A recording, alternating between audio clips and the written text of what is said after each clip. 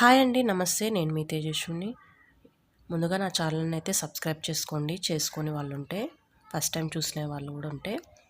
ఇవాళ టేస్టీగా, నోటికి రుచిగా, కమ్మగా వంకాయ ఉడికించుకొని చట్నీ ఎలా ప్రిపేర్ చేసుకోవాలో చూద్దాము. ఇది రాగి ముద్దలోకైతే సూపర్ టేస్టీగా ఉంటుంది. ఇక్కడైతే నేను వంకాయలు ఒక 3 తీసుకున్నాను.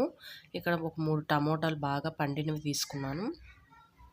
అలాగే కారానికి తగ్గట్టు పచ్చిమిర్చి తీసుకున్నాను. ఇలా హాఫ్ ఆనియన్ కట్ చేసిండేది తీసుకున్నాను. ముందుగా అయితే ఇలా గిన్నెలోకి వాటర్ తీసుకొని సాల్ట్ వేసి వంకాయ అన్ని ఉప్పులని ఇలా వాష్ చేసుకొని పక్కన పెట్టేసుకున్నాను కట్ చేసి.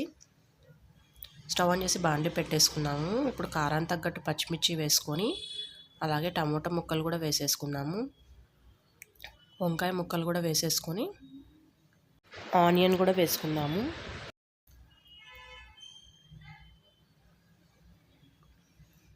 ఒక గ్లాస్ వాటర్ వేసి అన్నీ బాగా ఉడికించుకున్నాము. అలాగే కొద్దిగా చింతపండు వేసుకున్నాము. ఇక్కడైతే పల్లీలు నేను ఇంట్లో ముందుగానే వేపేసుకొని పక్కన పెట్టేసుకున్నాను. అది ఒక హాఫ్ కప్ తీసుకున్నాను. వెల్లుల్లి రెవ్వలు కూడా 5-6 వేసుకుందాము. మిక్సీ జార్లోకి వేసేసుకొని పల్లీలు, వెల్లుల్లి రెవ్వలు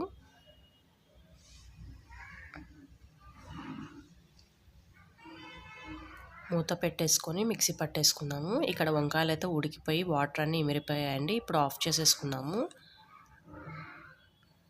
ఇప్పుడు ఇందులో ఫస్ట్ అయితే పచ్చిమిర్చి యాడ్ చేసుకున్నాము పల్లీల పొడిలోకి. మూత పెట్టేసి మిక్సీ పట్టేసుకొని తర్వాత చింతపండు, కొద్దిగా వాటర్ యాడ్ చేసుకున్నాము. ఇప్పుడైతే వంకాయ ముక్కలు అలాగే టమోటా ఉడికించుకున్నవి అన్నీ వేసుకున్నాము.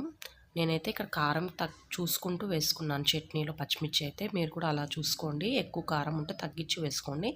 అలాగే సాల్ట్ కూడా యాడ్ చేసుకొని మిక్సీ పట్టేసుకుంటే వంకాయ చట్నీ అయితే ప్రిపేర్ అయిపోయింది. ఇది రాగి ముద్దలోకి కాస్త నెయ్యి వేసుకొని వేడి వేడి అన్నంలోకి తిన్నా కూడా బాగుంటుంది. వీడియో చూసిందా మర్చిపోకుండా like, share and subscribe my channel. Thank you so much for